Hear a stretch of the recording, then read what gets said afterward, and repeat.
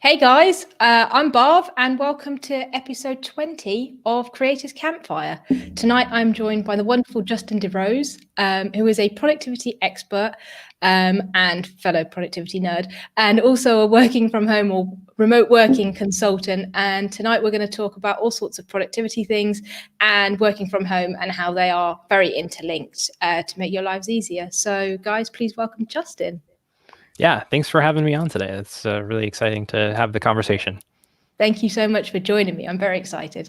Like I was just saying, I've binged all of 60 odd episodes of Justin's podcast process, and it made me very happy. So if there are any productivity nerds watching, please go and check that out right from the offset, because I tell you, my heart was happy. So just putting that out there. Anyway, Justin, do you want to give a better background about yourself than I could do, just to start? Yeah, so I'm Justin DiRose. I live in northern Minnesota in the United States of America. I work primarily for a company that's a remote first company, Discourse. We make an online forum community software, and we have employees scattered around the globe. So I've been working there for the last year and a half. I've got a background in IT and some web development stuff as well, which is kind of what led me to where that job is. But I also have a kind of a side gig going called Effective Remote Work. And that started as a community online, but it's kind of morphed into a couple different podcasts and a YouTube channel. And we talk about a lot of different things there. We talk about productivity workflows, ideas, mindsets, tools. I've got 2 podcasts, Process, which Bob, you already mentioned. And then Remotely Working, which is one that is more focused on how, like, the mindsets to be an effective remote worker. And then the YouTube channel has been a little bit more focused on tools and note-taking and all that kind of fun stuff. So it's been a lot of fun just kind of digging in and exploring and figuring out how to make stuff and, sharing what I know and what I'm learning with people too. That's ultimately what I like to do.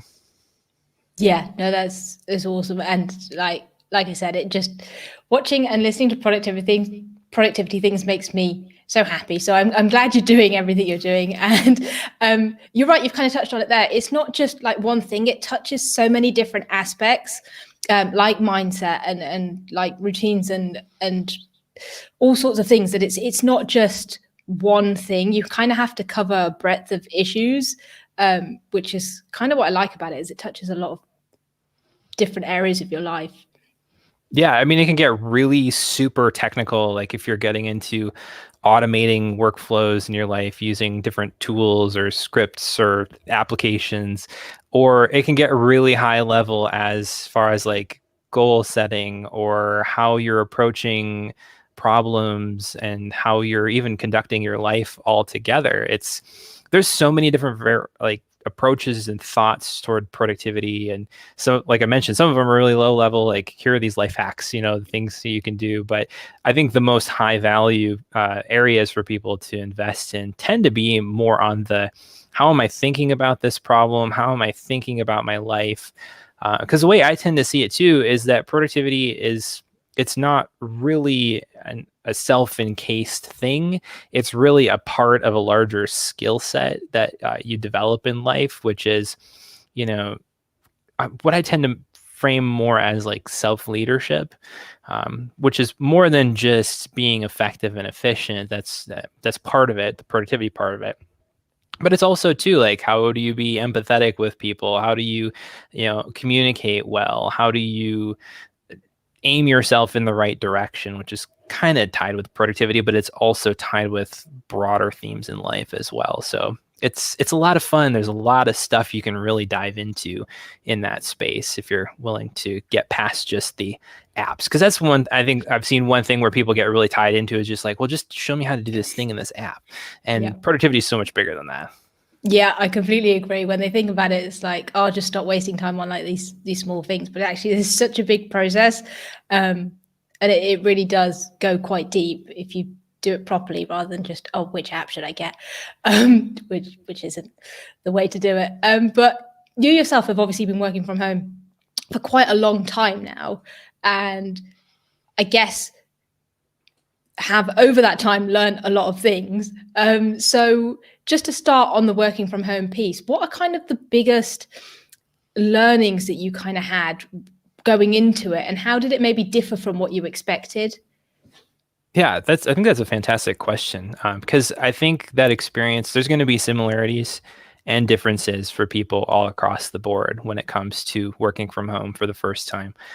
For me, when I first started working from home, I mean, I remember working back for a local IT shop, fixing, people's computers they'd bring in and stuff, and just being like, man, I think it'd be great to work from home, try to figure something like that out. But I was absolutely not confident in my own ability to do that and be successful at it. But the next company I ended up working for, I essentially worked remotely, even though I was working from the office. There was the main office that everybody else was working at, and I was just at this small, satellite office in the town that I live in, doing the same job, but I was doing everything over the computer. Nobody was looking over my shoulder. And so I kind of had this slow ramp up into working remotely. But then that kind of led me into working from home and working, for a fully remote company. And so there's a couple of different, I think, categories to keep in mind with it, is that you can, work from home, on a hybrid style, and where you're working from the office some, or you're working, and at home some. And then there's the whole, like, our company is fully remote, and, nobody's looking over your shoulder at all. You're, just either having video calls or you're communicating asynchronously, primarily through written communication. And so I would have to say probably the number one thing that I have learned in this process is just to try to stay clear yourself on what your objectives are. Because when you don't necessarily have a direct manager that's like right over your shoulder saying, hey, can you get these things done by Friday? They might still be communicating some of those things, but there's not that added pressure of, it's almost this peer performance type stuff that happens where, like, oh, I got to stay on task because everybody else is. You don't have that at home. And so you kind of have to have clarity yourself on what's important to get done this week, this day.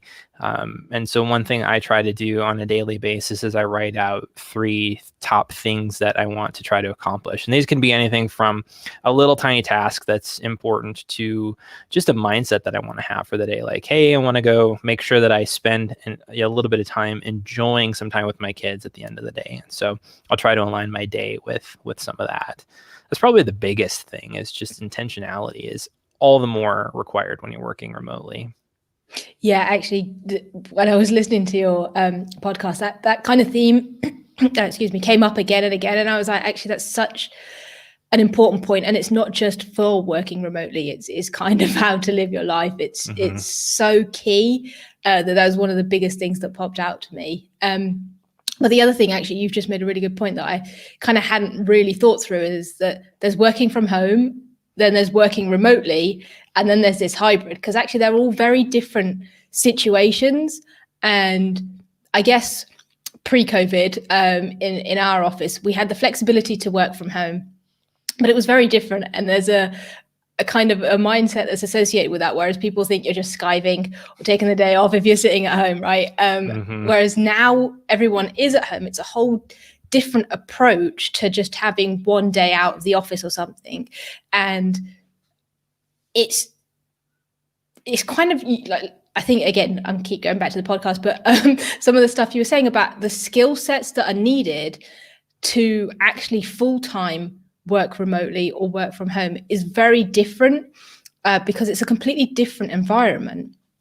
And one of the big ones that I think I remember is the communication one, is whereas maybe you could previously get away with not being such a good communicator, that really shows in times like these. Yeah, absolutely. I mean, I found that over the course of time with myself, working in these different remote roles, that I've really had to work hard to keep my level of communication high. I mean, it's one thing where you can just kind of coast into the office and say, hey, your boss can see, oh, he's kind of slouched over today. Maybe he's having a bad day, so he can kind of maybe gather, or she can maybe kind of gather that you are, maybe not going to be as productive, or maybe they can approach you and say, hey, is everything going okay? But working remotely, you don't have that luxury. Sometimes even on video calls, you don't necessarily get a sense of a person's body language or emotional state, all these nonverbal pieces of communication. So as a result, if you're especially communicating more through email or text, long form communication of this sort, you have to be all the more intentional to be upfront about what's going on, what you're working on, what you're struggling with. If you're stuck, probably the best actual communication skill that you can have is saying, hey, I need help. And it's amazing how over the time I've had leadership roles and non-leadership roles, and it's been amazing to see the people who tend to be the most successful in certain types of roles or can advance the quickest, especially when they're working away from a group of people, is just their ability to be intentional to ask for help when they need it. It's such a simple skill, but it's amazing how we can kind of get stuck in our own pride sometimes and say, well, I can figure this out by myself if I just, beat my head against it long enough. But you got to be able to ask for help, I think. And that's a key skill. Yeah, that's a good point, actually, because I guess there are a couple of things that might come into your head. One is, I don't want to disturb that person, because you don't really know what they're going through. Unlike in an office where you could see that they're on their own, or they're not going, they've got 5 minutes, you catch them on the stairs or something, you can just walk over and have that conversation.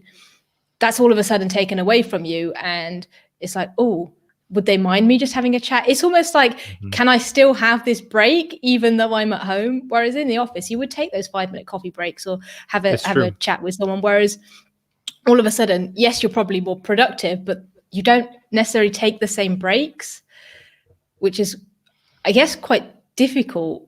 Because it's just nonstop almost.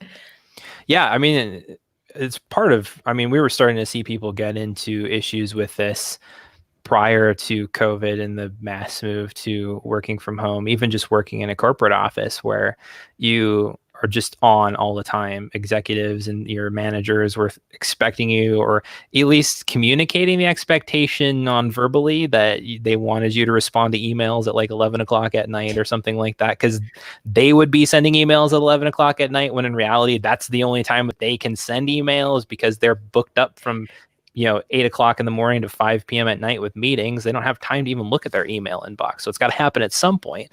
But that communicates an expectation to people that they're employed by, that, oh, well, they're working at 11 o'clock. I probably should be too, if I want to get anywhere in this organization.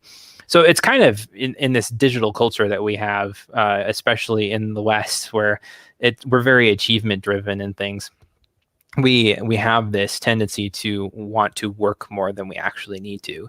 And that's one of the challenges with remote work too, is that, if it blurs the line between work and home life, which is why I think there's kind of this drive toward, if you haven't heard of the term work-life integration, it's kind of this concept of how do you healthily bring the two together, because there's a much harder to pull apart when you work from home all the time. And that's, I think, why a lot of remote companies are moving toward giving their employees flexible schedules instead of mandating that they're, connected from this time to this time every single day. Because working from home looks differently. If you have kids at home, there's going to be, like I do, there's going to be moments in the day where something happens, so you're going to have to run and help, just because you're there. And it's like, you want to, because you're the parent and you want to be invested there. I don't know how many times I've had to run downstairs and, help my wife clean up messes and, spit up all the and fun stuff, poopy diapers and things like that. Just, real life here, being a parent. But it's true with other things as well. And people have different work area times in their day where they're most effective. Like for me, it's in the morning. If you're going to tell me that I have to sit at a desk from 2 o'clock to 5 o'clock in the afternoon, it's like, well, I know that's not going to be my most productive time. So you're just kind of paying for what you get there. So Yeah. But actually that's a really good point. So I am also a morning person massively, and I between the hours of probably 1 and 3 is my what I call my admin time almost at times. Is the low energy task because it's the post lunch lull. But how do you kind of approach that if you know that those aren't your best hours, and maybe you would do better doing a 5 to 7, but there are constant meetings going in because people love a meeting? There's not really a way around that. So how do you deal with those kind of situations? Yeah, again, it just kind of depends on how the company that you work for structures things and how flexible they can be. The company I work for is great because I can set my own hours and we don't hardly have any meetings. So if 1 to 3 in the afternoon isn't a great time, then so be it. Back when I worked in corporate, one thing I tried to do though was be intentional with what meetings that I did accept onto my calendar. And I would try to push back on ones that I knew weren't in an ideal time for me, or I had general times that I had blocked off for specific weekly tasks that I would work on as a manager. And so I would try to keep those meetings out of those time slots as much as possible. Obviously, it's not always the case that you can do that, but if your organization's culture is okay with you pushing back on meeting times and stuff like that, just start communicating and say, hey, would this time work better instead? This is not an ideal time for me. And then if they say no, then you just kind of go with it. Yeah. But also too, having an open conversation with your boss as well, saying, hey, I know this is a really, really low productivity time for myself, and it's best if I can focus on lots of little different things at once in this time, because this time is my more productive time, or these are my best times for meetings. Is it okay with you if I push back on that a little bit and say to other people like, hey, can we try to schedule these in these times, or can I block my schedule off? It's all about having a conversation and just trying to sell the value of doing that to your boss. I think that's probably the best way to go. There's no really one size all fits situation. One size fits all, rather, for all of that. But it all starts with the communication piece, I think. Yeah, that makes a lot of sense. I guess if you're having those conversations, then you can kind of figure a solution. Whereas if you're just sitting there and accepting it, then you're never going to get anywhere. Yeah, totally. Right. The other thing you touched on, that whole what I would call work-life balance, but obviously now that people are working from home, those lines are even more blurred, like you've said. And one of the things I know that you have started doing or have done is this startup and shutdown routine. Could you just talk a little bit about that and how it's maybe helped you kind of create those separations? Yeah, so basically this idea comes from a book that I've gathered ideas from called Getting Results the Agile Way by J.D. Meyer. I've heard it's not like the most awesome book to read in the world, but there's websites out there that kind of summarize a lot of it, and that's where I've pulled a lot of stuff from. But he talks about starting and ending your day in the same way every day. And so I've kind of pulled that out and tried it and experimented with it for a few years. And I was like super detailed with it for a while, and now I'm pretty open-ended with some of it. But it's basically that idea. Before you start your workday, or as you're starting your workday, have a little routine that helps you get set up with the things that you need for the day. So for me, in the morning, my startup routine when I get going for the day is I will go for a walk or do a little bit of exercise. I'll pick my top 3 tasks for the day, and then I will generally work on my most important task for the day before I dig into email or messages or anything like that. Because I know the instant that I get into emails and messages and stuff, I'm totally derailed for the day. But if I can at least get like that top one thing done right away in the morning, and it usually takes me probably an hour to do that thing, then I'm set up so much better for the day. I have more momentum. I can stay on track and on focus better because I've kind of built this building block of success. Like, okay, I've exercised. That's great. I've gotten things planned for the day. I've gotten something big and important right out of the way. And then if the rest of the day falls apart, then I know that at least I have something done and I can show for it. Whereas if I start in my email, then, I'm juggling a million different, we'll call them attention threads in my head, where I've got to figure out what to do with these things. And then all of a sudden my focus is kind of shot and I've wasted that good time for me in the morning. And then on the shutdown piece, that's really just a similar approach, but instead of ramping yourself up into work, you do stuff that helps you get out of the work mindset. And so I have done things in the past, like reading for a couple minutes, or journaling, or just doing a mind sweep and getting all the tasks and thoughts from the day out into my bullet journal, and then just spending a few minutes just kind of sitting in silence. Because for me, it takes about 5 or 10 minutes to get out of work mode when I'm done. And if I just jump downstairs to spend time with my family or get started cooking dinner, it usually takes a lot longer for me to be present. And that's really the point behind doing the routines, is not just to like amp up your productivity for the day, but it's about being fully invested and present in what I am doing at the given moment, whether that's working or being with my family, because that's ultimately what's most important to me, is just being able to be present where I am. Yeah, and I guess that comes back to this whole open loops thing, right? Is if you finish your day with things still on your mind from work, then you're never going to be able to enjoy your evening, because you've still got all these things that are on your mind. And it's like, oh, I need to do that, I need to do that, I need to do that. It's like kind of put them to one side so you can have that separation. Yeah, I mean, I think it goes back to the whole, like, if you're familiar with Getting Things Done by David Allen, his whole mentality is build a trusted system that you can lean on so that your mind can be used for processing and thinking versus trying to remember a bunch of stuff.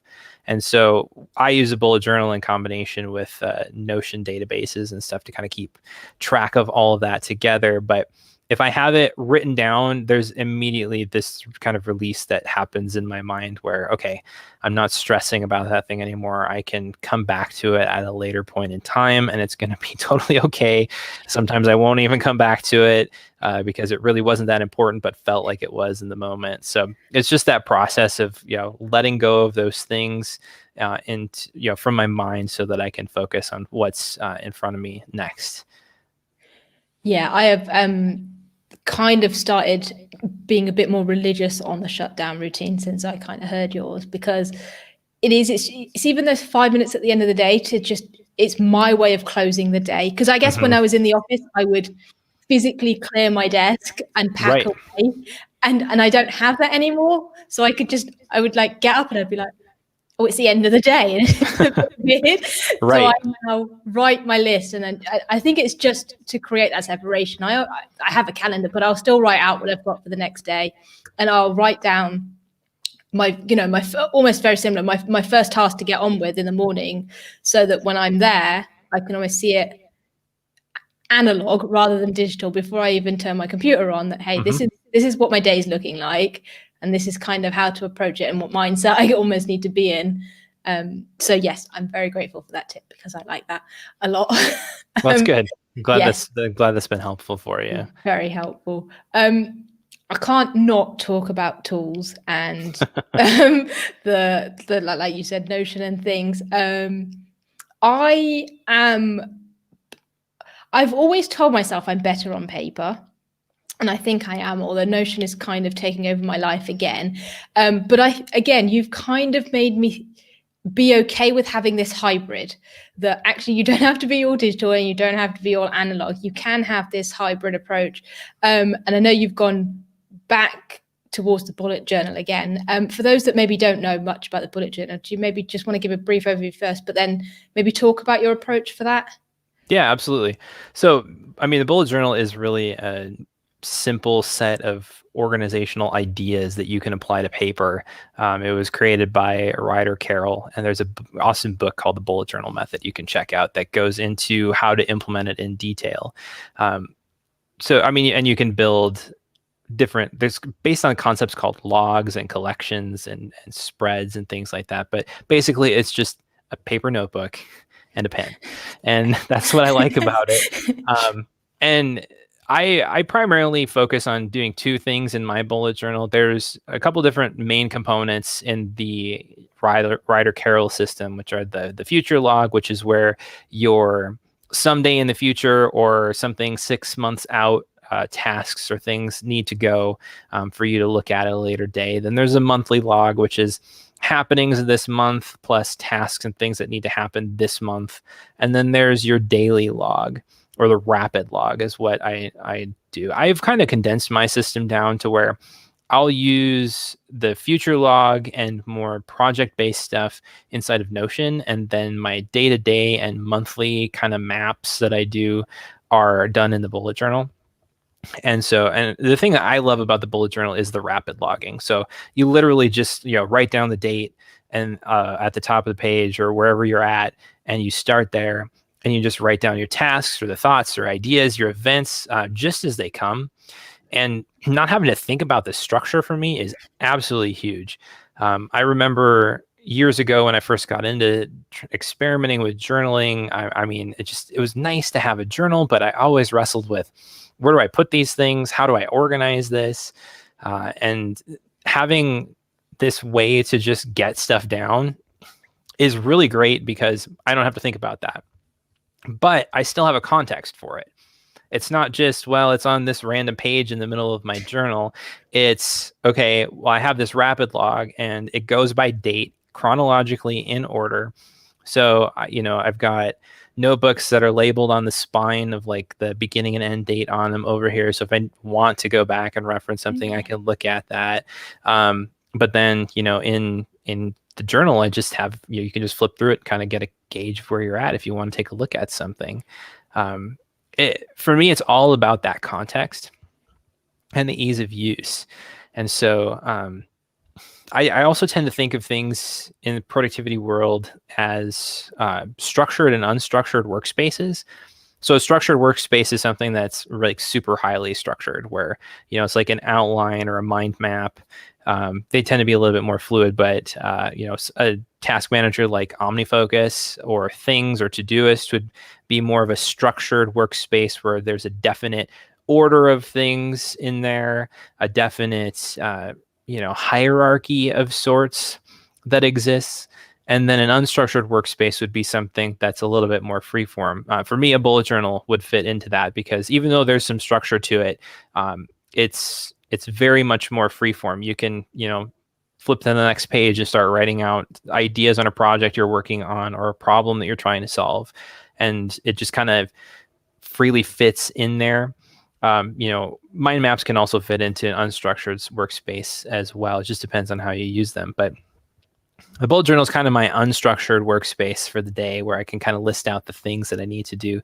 But then I have Notion kind of cobbled alongside of that in a hybrid setup, where that's more my structure, where I have kind of my thoughts and ideas of where I want to take things for the year, thoughts about where I want to take things for this quarter or season, as I tend to term it, and then into projects and things like that. Because one drawback that I was having with the bullet journal is I was having difficulty managing projects and keeping those tasks together. So I can capture stuff into the rapid log on the bullet journal, but I never really found a good way to say, okay, I've got these 4 projects that I'm working on right now, and I want to keep track of all the tasks with them and keep them together.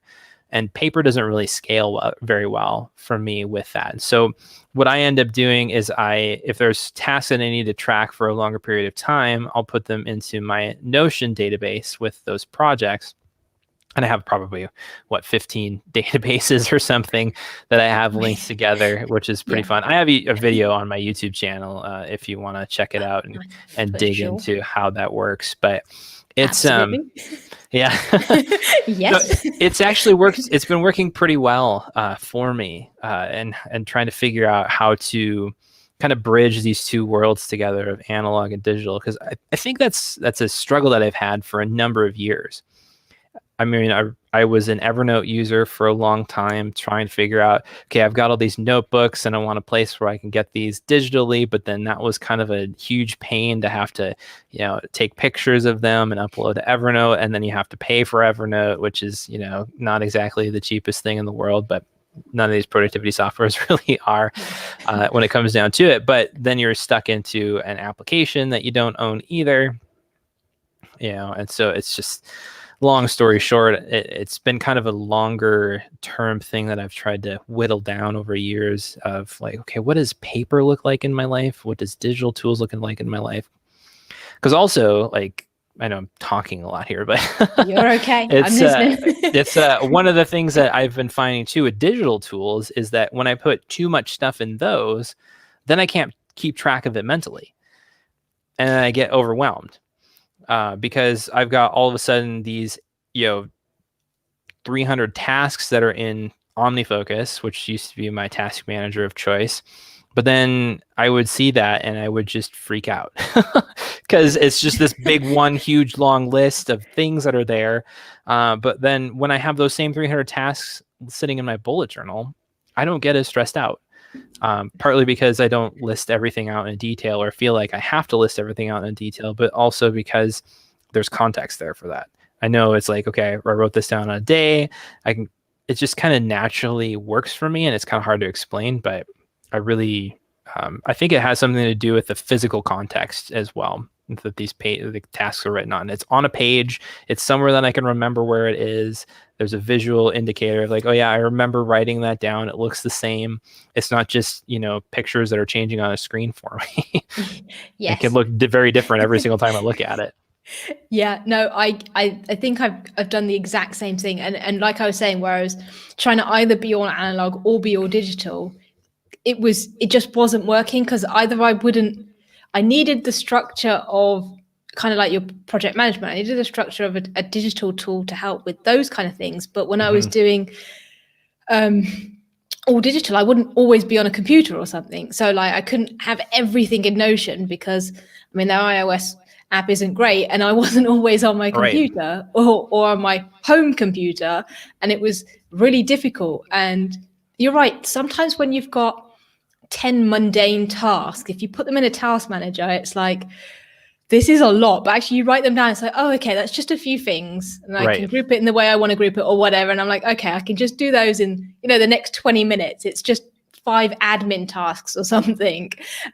So I think I'm 100% the same. And this kind of this idea of a toolbox, I think, and I can't remember where I heard it first, but having those different tools for different things actually makes sense. So I now use Things3 to list my admin tasks, because it's not so overwhelming, and it doesn't really need to go into Notion just for the sake of it. It's like, hang on, these are quick wins that I can group, and then house tasks or something I'll put in my daily kind of bullet journal. And I'm amazed. I'm just being boring now, but I'm almost going to finish a notebook for the first time, and awesome. I'm so proud of myself, because I normally get like halfway through and I'm like, oh, I've changed my mind. So I've got a few pages left. I'm very proud of myself. Yeah, that's awesome. I mean, that's such a good feeling though when you finish a notebook, when you complete a notebook. I think I've got like 8 on my shelf over here. I'm jealous. I mean, well, this is stretching all the way back to like 2011. So it's, wow. I mean, I've gone through my fits and spurts of writing in notebooks as well. Yeah.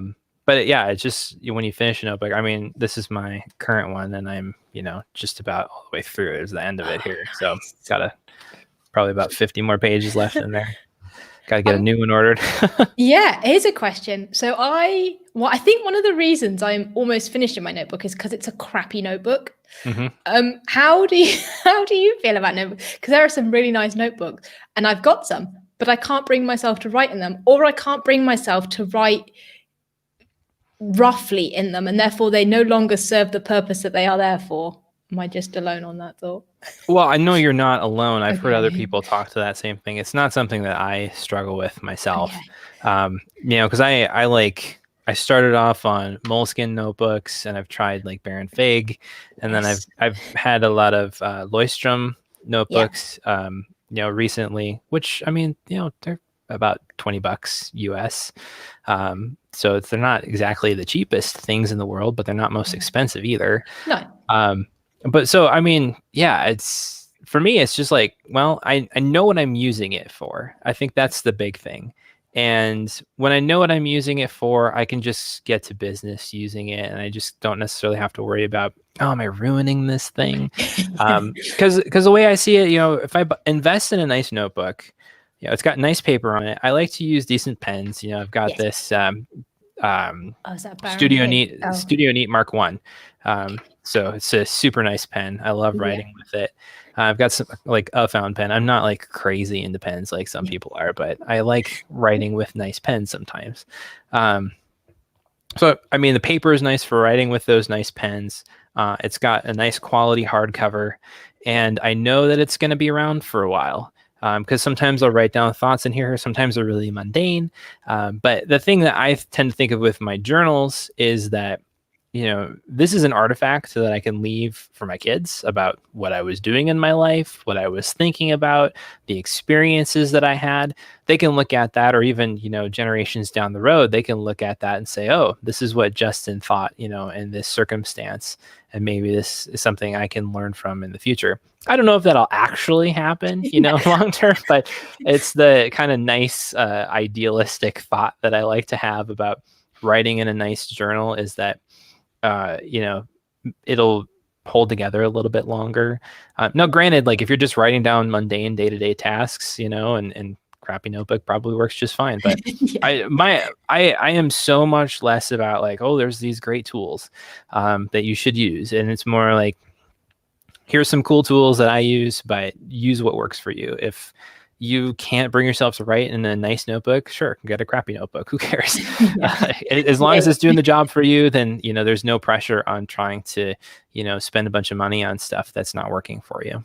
Yeah, no, for sure. And on the tools thing, I completely agree. It's, again, I'm coming around more and more to the idea of it's the system that is important, right?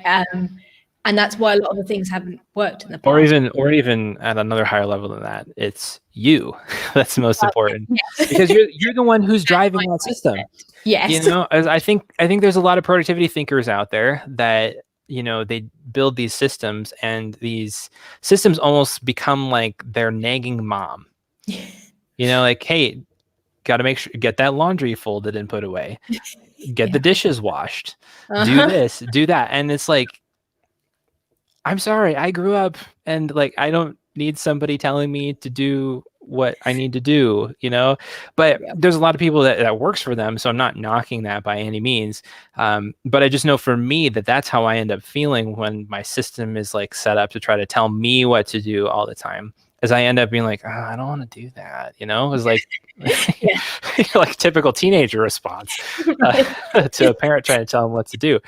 But when I've internalized that I want to do something and that this is important to me, and therefore what is in my system is important to me, it's infinitely easier for me to do it and keep track of it.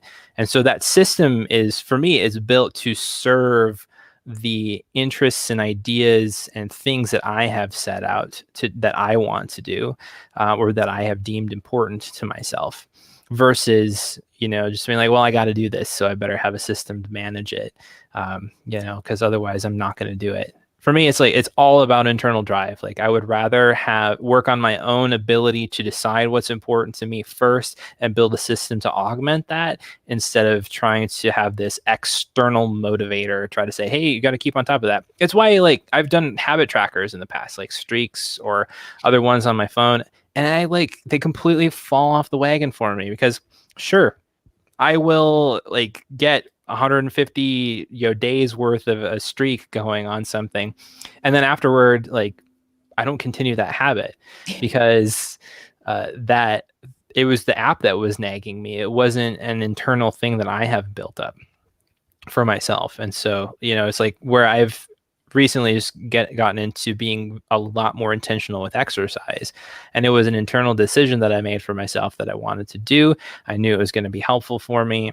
and just making that decision and then sticking to it every single day, and kind of tying it to a spot in my day where it makes sense to do it has really helped me do that, versus trying to, say, hey, you haven't exercised today. You haven't exercised today. It's like, well, if I'm not going to do it and I don't want to do it, then I'm not going to do it. But if it's something I need to do, then I've got some other work that I need to work on inside. I'm so glad you said that, because I've come to the same realization. In fact, I think I wrote a blog about it last week, in that I've never got on with habit trackers, but again, when you get caught up in some of these things, you're like, okay, there must be a reason for it. But actually setting your why and deciding that this is something I want to do, you don't need to habit track. And again, you implement it at the right point in your day, clear habit stacking style, then actually it naturally happens. And what I do is I keep a reminder on my phone, just because I am forgetful, but it's not like you have to do this and I'm not allowed to tick it off or something if it's not done. It's, hey, don't forget there's this thing, but I already want to do it. I've built it into my day, I built it into my routine, and I know why I'm doing it. So I don't need a habit tracker to say you must do this. So right. Yeah, I'm glad I'm not the only one. So I know there tends to be like these ideas that permeate in the productivity space, and everybody's like, oh yeah, I gotta get on the board with this, because everybody's looking for just the solution to their problems. But in reality, like, where the solution comes is generally dealing with a mindset or a thought process that you have, and really just making decisions. A productivity system, the way that I've thought about it in the past, is that it's just a way for you to make decisions now about what is important to you, so that you're communicating that to your future self. To say, oh, hey, I wrote this down and this is important to me, and so when I look at that 3 days from now, I'm like, oh yeah, I remember that's important to me, versus, like I mentioned, the nagging bit, because I'm much more driven toward having myself make those decisions than to try to get somebody else to do it for me. I think everyone's looking for a quick fix. And actually, again, you've just said it. It comes down, no matter what approach I look at it in now, it all comes back to mindset.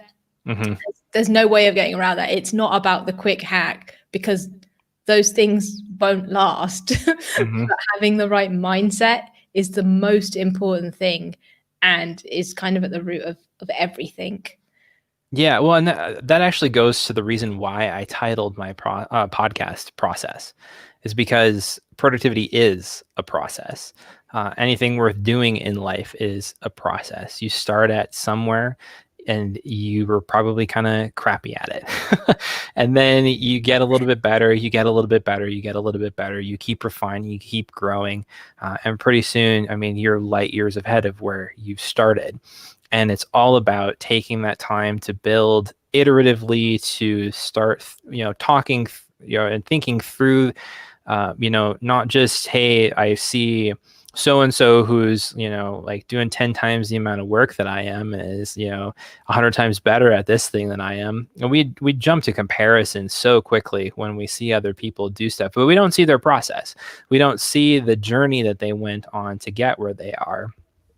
Like, being really super honest about this, when I turned 26, which is a few years ago now, I remember feeling like I had missed something at some point, because, well, Mark Zuckerberg was like a multi-billionaire when he turned 26, and he's only like a couple years older than I am.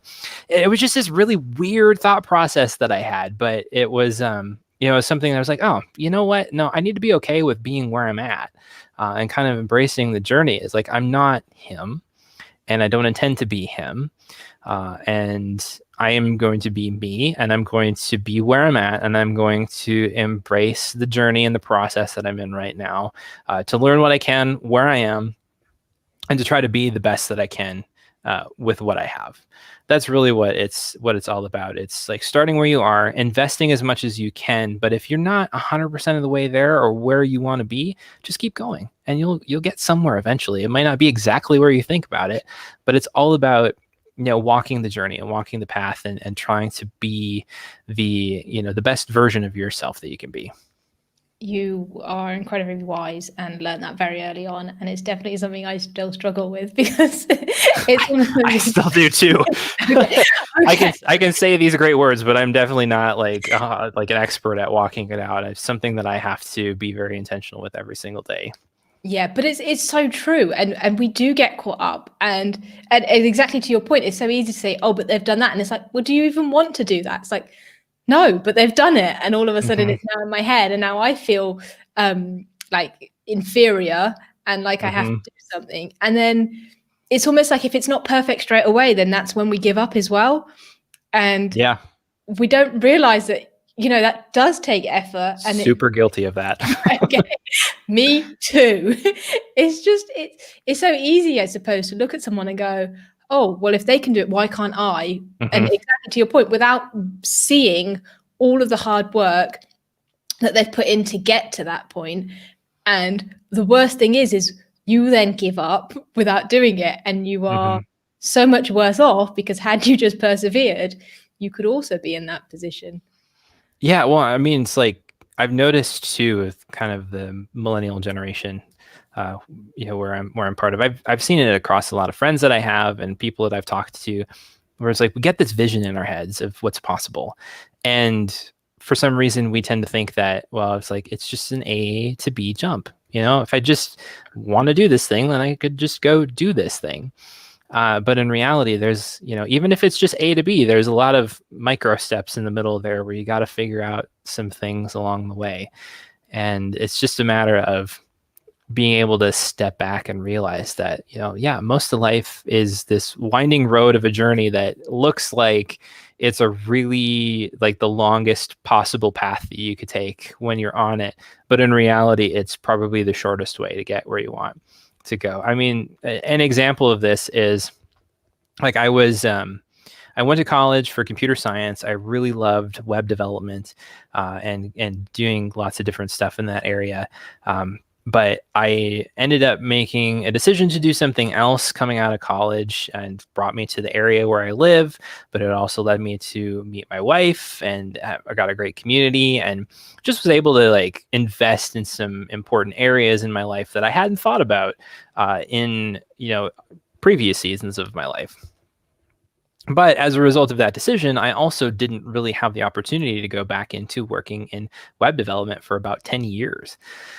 And it was, I mean, so it was just, one of those things. But along that journey, I learned a ton about myself.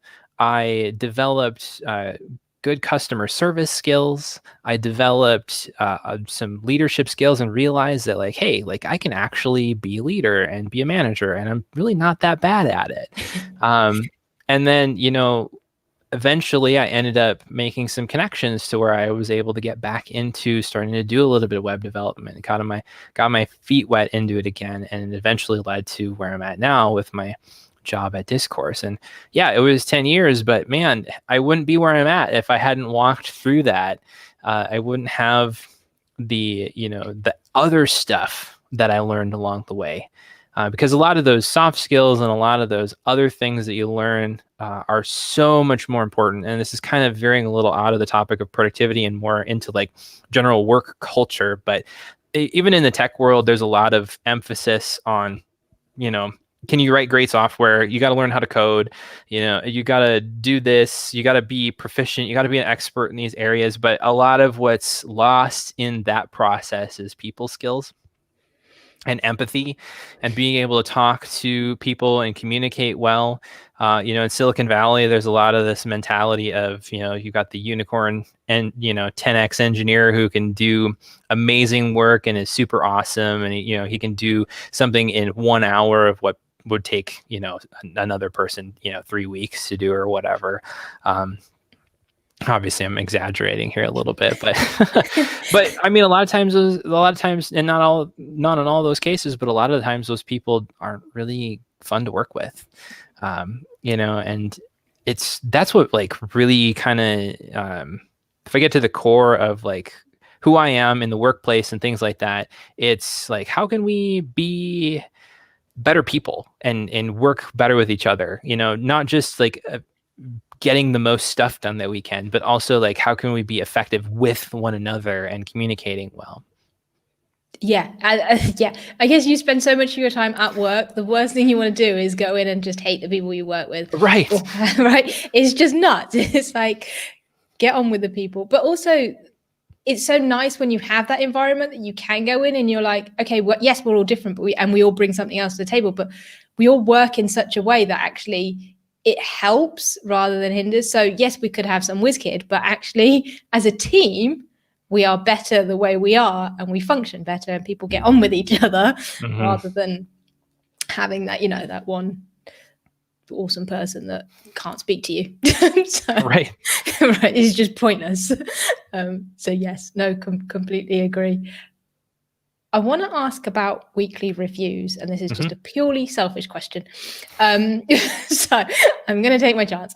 How do you kind of go about conducting your weekly reviews, and what kind of things do you think about, and do you then do monthly, quarterly, annual reviews? Sure.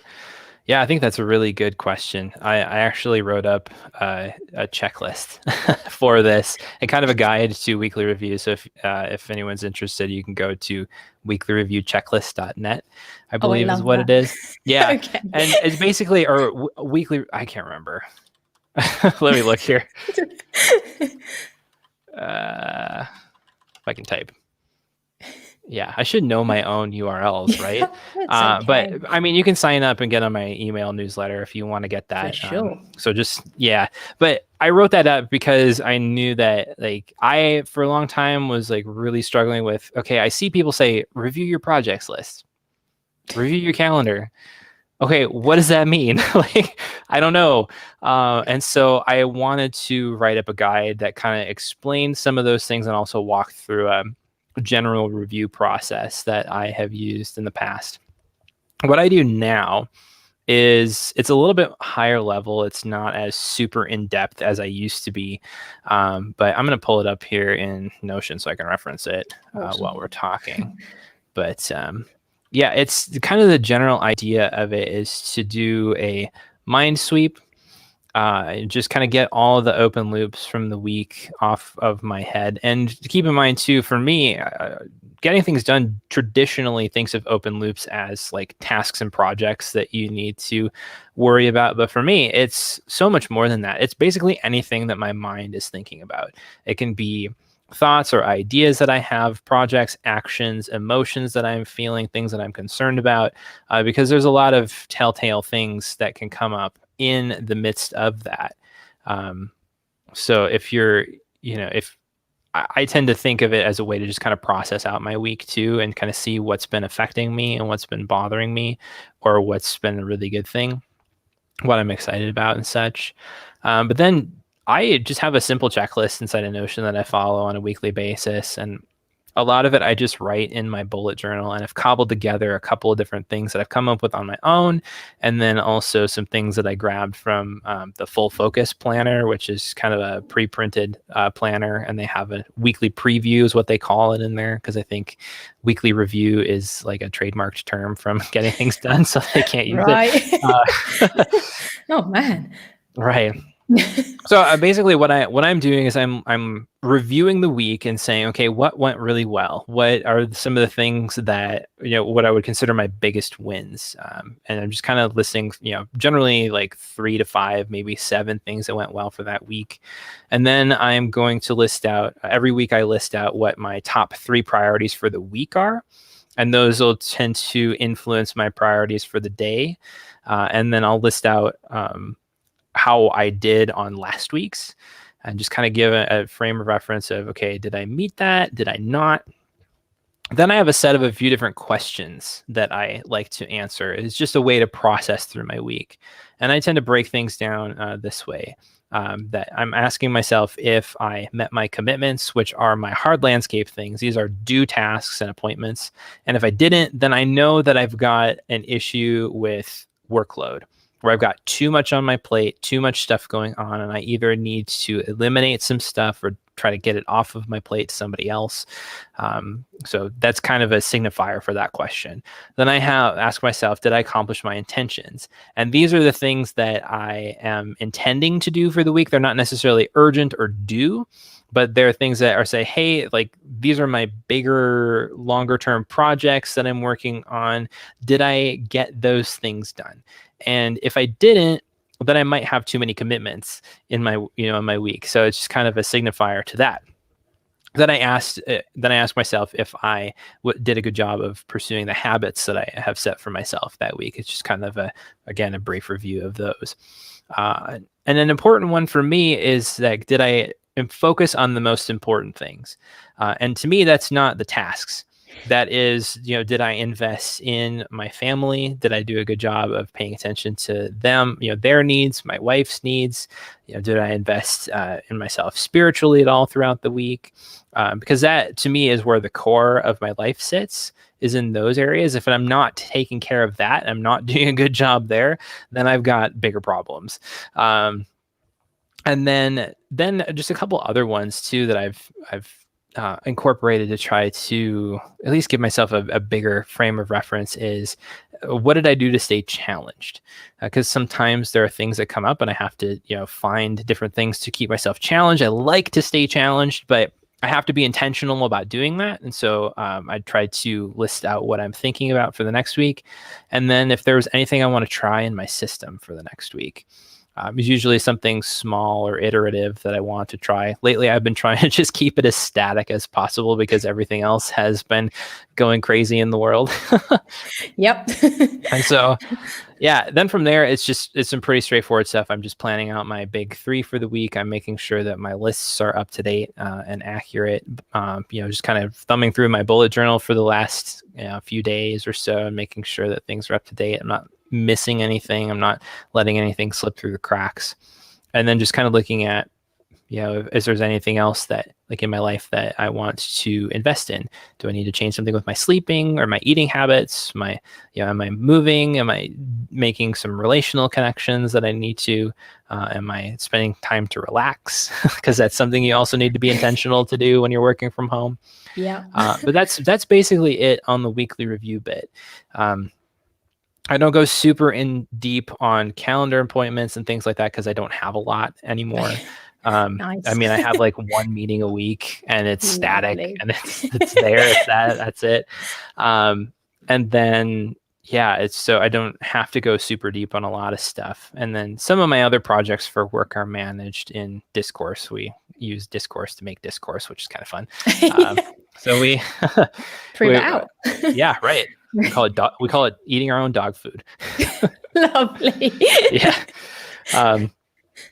So then on to the question of like monthly, quarterly, annual reviews. I definitely do annual reviews. That's kind of my time to dream over the next year of like, okay, what went really well over this year? How did I, see things go? Is there what didn't go so well? Is there anything that I want to try differently for the next year? And then I'm just brainstorming. This is my ultimate brainstorm session of any big harebrained idea that I can have for my side project, for work, for my home life. I'm listing that out in just probably a 4-hour mind dump session of, and just trying to formulate that. It just gives me an idea of like what's on my mind and what might be possible for the year, and then trying to take it from there. That's how I started process was out of one of those annual reviews. That's how I got going on a YouTube channel. And so it's been kind of fun to experiment with those random ideas that come out of that. I do a very minor quarterly review, and it's kind of tied into how I structure things as well. I don't do goals, so to say. I work on projects that I have, but then I also have a theme for the year. So if you're familiar with CGP Grey at all, if you haven't, check him out. Oh, okay. Cool. There's a podcast on the Relay FM network called Cortex that he does with Mike Hurley. And it's awesome. It's actually a pretty good productivity podcast. And it's also for creators. So as well, because they're both creators. So you'd probably like it. Excellent. Yeah. And so one thing they talk about, though, is that CGP Grey has for years set kind of a year theme. And it's kind of this one word that can take on a lot of different meanings and give you kind of a framework for making decisions. Right. So one example, in the past that I have had, or this year has been the year of stabilization, which is really funny because it's like the year of destabilization in the world. Picked a good one. Yep. But for me, actually, it's made a lot of sense because my wife and I, we had a baby at the end of last year. So it's our third kid. Congrats. Yeah, thank you. And we're done having more kids. And so we're trying to figure out, like, how do we stabilize our life and grow and move on from that phase of life, stabilize our family as a result of the changes in the world, stabilizing my productivity system so I'm not bouncing around from tool to tool to tool all the time. And it's taken on a lot of different meanings over the course of the year. Stabilizing my business so that it can be more self-sustainable, type of a thing like that. And so then what I do, and that kind of comes out of the annual review. And then on a quarterly basis, I'm looking at different projects that I can take on during, 3-4 months or so to try to move towards that goal or those aims. Because I found for me, when I set goals, I don't ever do them. Like if I work on a project, I'll complete a project. But if I, set a goal, half the time, if it's longer than a 2-week goal, something in life happens where, well, this changed. And so now I have to completely rethink my goals. It just never works out for me. And so if I try to keep an aim and keep rooted in where I am now instead of where I want to be some X, amount of time in the future, it definitely helps me to feel like I've made some kind of progress.